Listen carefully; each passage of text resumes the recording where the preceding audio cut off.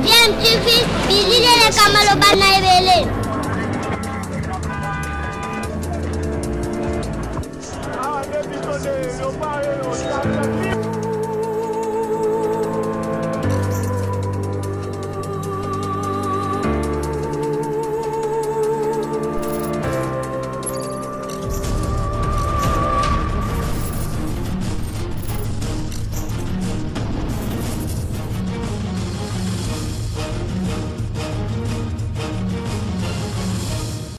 tu veux toujours un enfant.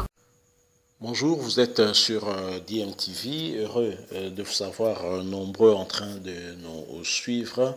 Nous venons encore ensemble avec vous pour analyser une situation qui se déroule toujours ici en République démocratique du Congo. Vous le savez, l'actualité est dominée par ces affaires judiciaires, des affaires liées au détournement des fonds alloués aux travaux de 100 jours que le chef de l'État avait lancé pour toute la République démocratique du Congo. Dans le cadre de ce programme de 100 jours, vous le savez, son directeur de cabinet, Vital Kamerhe, avait été invité au parquet général près la cour d'appel de Matete. Il a été mis sous mandat d'arrêt provisoire. Il continue à croupir en prison, à Makala, en attendant certainement peut-être son procès. Je rappelle que à 2 reprises, il a demandé une liberté provisoire qui lui a été refusée. Vous avez également le directeur général de Foner qui avait été également mis sous mandat d'arrêt provisoire et avait vu sa première demande de liberté provisoire être refusée. Mais ce dernier se préparait alors à faire une deuxième demande, aller en arrêt pour solliciter une demande de liberté provisoire. Mais coup de tonnerre, 2 juges du TGI Gombe, donc du tribunal de grande instance Gombe, se sont retirés de la composition, certainement pour des raisons évidentes. Ils ont subi des pressions. Des pressions non seulement des politiques, mais ce qui est étonnant, mais aussi de leur hiérarchie au niveau du tribunal. Alors ces juges n'ont pas supporté cela, surtout dans le contexte d'un retour à l'état de droit prôné par le chef de l'État actuel, Félix Antoine Tshisekedi Tshilombo. Ils ont préféré se retirer de la composition. Alors il s'agit des juges Samutondi Likomba Asami ainsi que Muteba Fwimbo, tous 2 juges du tribunal de grande instance de Kinshasa Gombe. Alors ces juges avaient eu à refuser au directeur général de Foner, Fulgence Baramos, lui refuser une liberté provisoire. Il devait se prononcer sur la deuxième demande de liberté provisoire, mais ayant subi trop de pression, ils ont décidé en tout cas de pouvoir se retirer de la composition. Voici ce qu'a déclaré le juge Samutondi dans sa lettre adressée au président du tribunal de grande instance de Kinshasa à Gombe. Un extrait. En effet, plusieurs facteurs m'ont convaincu de l'impossibilité d'opiner dans la présente cause, dont le plus important demeure la préservation de mon indépendance, faute de pouvoir jouir pleinement et librement de cet attribut constitutionnel majeur et d'agir en juge impartial devant les hommes et devant Dieu, et ce, dans le respect strict de mon serment. J'ai tout compris et je suis obligé de me déporter.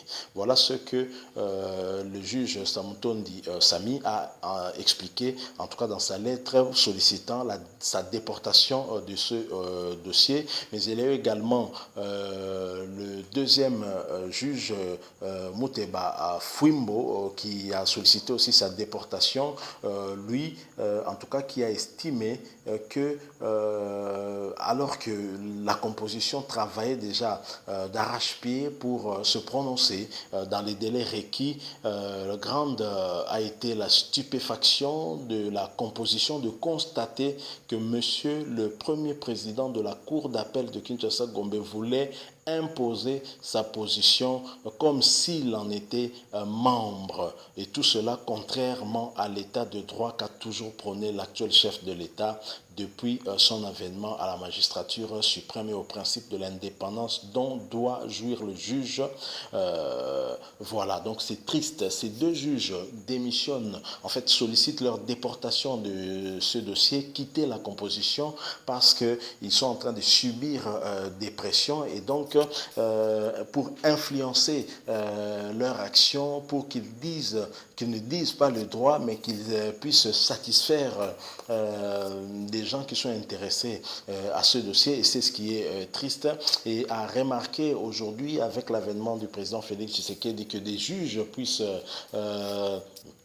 réclamer leur indépendance, c'est une bonne chose. Nous l'avons vu avec cette histoire entre le ministre de la Justice Tunda Wakasende et ainsi que le procureur général. Le ministre a voulu le recadrer, le procureur général lui a rétorqué. Nous avons vu également le président de la haute cour intervenir pour recadrer également le ministre de la Justice, et tous étaient unanimes dans le sens de demander le respect de l'indépendance de la magistrature, l'indépendance de la magistrature qui veut continuer toujours être mise à mal par ce ministre FCC. Vous imaginez bien que le DG de Foner, qui est proche de l'ancien président, comme il se raconte, et vous imaginez bien que c'est quelqu'un qui est également proche du FCCI.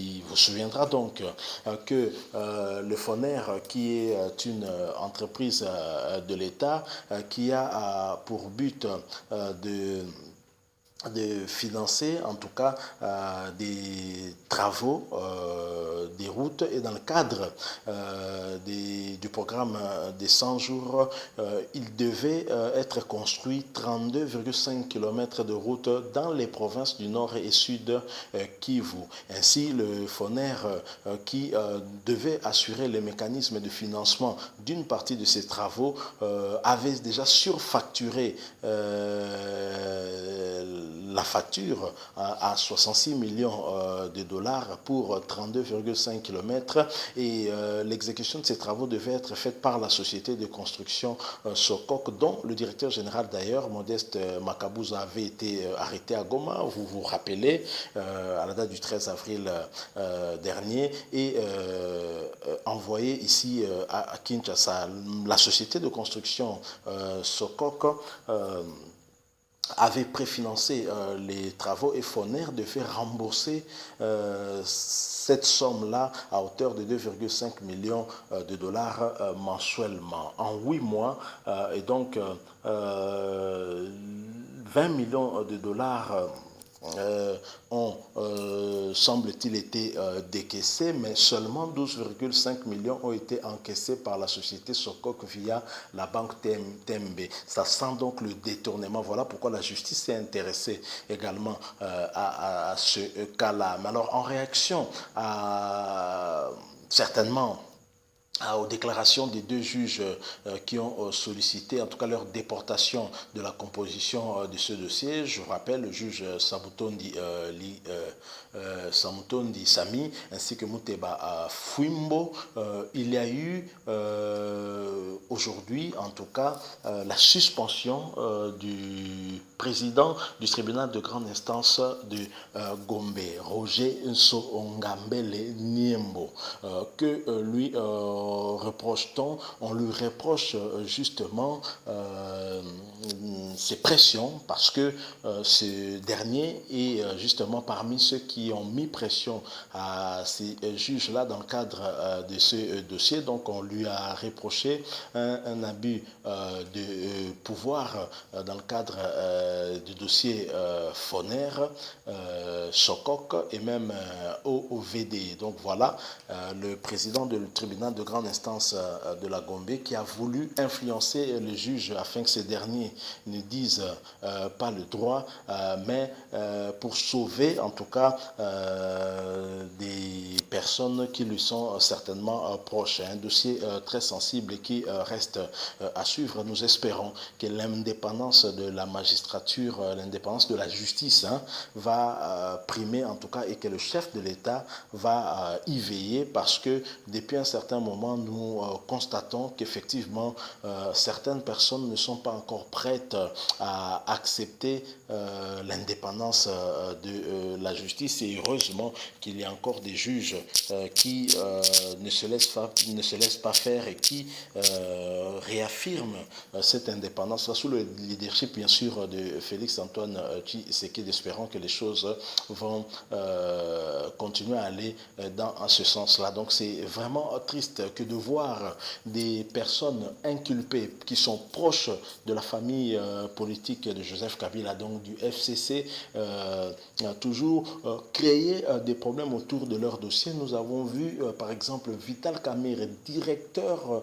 de cabinet du chef de l'État Félix Tshisekedi, son partenaire dans le cadre de la coalition Cash, se présenter à la justice et aller à Makala. Mais nous voyons par exemple un DG de l'OGEFREM refuser de répondre à l'invitation de la justice et se soustraire même à un mandat d'amener et commencer à poser des conditions pour aller voir des juges. Vous l'avez vu où, dans quel pays vous pouvez voir ce genre de choses, et vous voyez un ministre de la Justice également intervenir dans cette affaire-là pour essayer de donner des injonctions à des procureurs. C'est malheureux, ce n'est pas triste, c'est vraiment triste et ce n'est pas compréhensible. Et nous pensons que le chef de l'État qui prône justement l'État de droit devait veiller aussi à la protection de ces juges, car l'État de droit ne se décrète pas seulement, il faudrait aussi des actions pour pouvoir s'assurer qu'effectivement nous allons vers ce chemin-là. C'est vraiment triste. Visiblement, ceux qui ont eu à gérer le pays les années passées ne sont pas prêts à pouvoir se laisser faire, ne sont pas prêts en tout cas à répondre de leurs actes devant la justice, parce que lorsqu'on accuse quelqu'un au niveau de la justice, il n'est pas dit que la personne qui est accusée a nécessairement raison. C'est à la justice de pouvoir rechercher la vérité et déterminer les responsabilités s'il y a. Si des allégations portées contre vous s'avèrent loin de la vérité, eh bien vous allez être blanchi et lavé, et certainement pourquoi pas, dans la mesure où vous avez subi des préjudices, vous allez être dédommagé aussi. Mais pourquoi se soustraire à la justice? C'est une habitude que nous n'arrivons pas à comprendre, alors que Vital Kamerhe continue à rester en prison. Nous avons vu Némoine Nassemi arrêté ici à Kinshasa, humilié, sa résidence pillée, mais vous avez Patient Saïba, directeur général de l'OGEFREM, qui reste chez lui à la maison et qui se soustrait à un mandat d'amener. Et nous nous demandons, nous sommes dans quel pays? Alors qu'on connaît bien sa résidence, on ne l'arrête pas. Donc heureux d'avoir des juges comme ça, tels que Samutondi Ikomba Sami ainsi que Muteba Fouimbo, qui peuvent se retirer du dossier pour réaffirmer leur indépendance lorsque l'indépendance des juges et des magistrats est mise à mal. Ces derniers préfèrent se retirer plutôt que de se compromettre à cette affaire. Merci beaucoup, nous arrivons à la fin.